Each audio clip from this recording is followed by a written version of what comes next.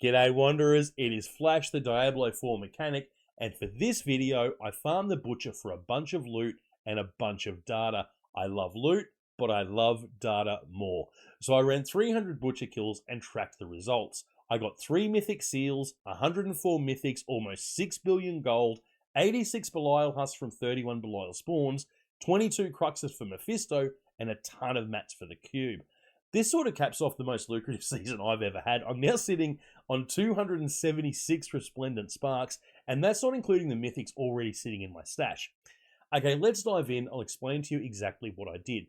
First, I'll explain the setup. So, for these runs, I used Lair of Plenty in the Lair Boss skill tree to dramatically speed up the time it took to do these runs. Lair of Plenty just gives you an extra horde chest, effectively halving the amount of kills you need to use up all your keys. I also used the Ultimate Nemesis Lair node, of course. Nemesis Lairs drop amazing loot as well, and they're just a great bonus to have when you're doing boss runs. I farmed all the keys for this experiment running Hellworms in Helltides. In total, I burned through 600 greater Lair Boss keys. If you haven't discovered Hellworm farming yet, it's still the best XP loot in the game. It generates a huge amount of loot, initiate Lair keys, and greater Lair Boss keys. I have 2 videos on my channel that explain that whole process.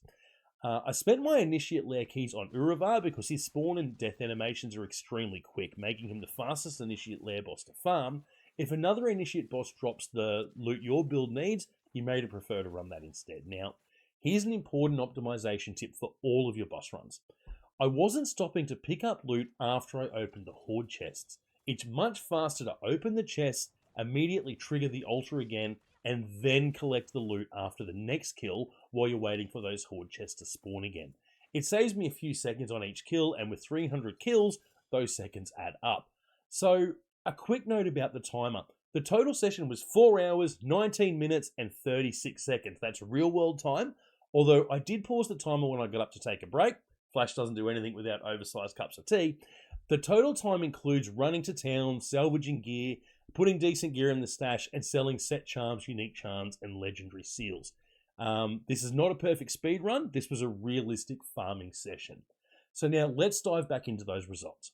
After 300 butcher kills, I finished with 104 Mythics, 3 Mythic Seals, 86 Belial Husks from 31 spawns. So that's roughly 2.75 husks per spawn. Now that works out to 1 Mythic every 2.88 butcher kills, or a touch over 24 Mythics per hour of farming. During the run, I averaged just under 70 butcher kills per hour, which is not bad for a casual afternoon of demon slaying. Now let's talk about gold. I started with 6.52 billion, I finished with 12.37 billion for a profit of 5.85 billion gold. Now, I needed the cash because I have another stupid video coming up where I'm going to convert every Resplendent Spark I own into Mythics. I currently have 276 Sparks, like I've said, so that should be ridiculous, and I need a ridiculous amount of cash for it, which I now have. I scored a decent amount of Cruxes of the False Prophet as well. I started with 30 Cruxes, and I finished with 52. That's 22 extra Cruxes from the session. It's not a headline stat, but it's well worth tracking. I'll also be doing a video where I drive myself insane with cutscenes doing all those Mephisto runs. My death will be swift, but not if it happens after the first phase. So the question I asked myself before I made this video was, is the butcher worth farming? And I was pretty sure I knew the answer. For me, absolutely. For me, it proves that he's still the strongest mythic farm in the game. The only competition is mythic armament runs in the Undercity that might get you more mythics per hour, but the keys are just much harder to come by. In just over 4 hours, I got 104 Mythics, 3 Seals, 5.85 million gold. I'm not going to go through all those stats again. It was a pretty damn decent afternoon, and all those numbers I've said before, they just speak for themselves.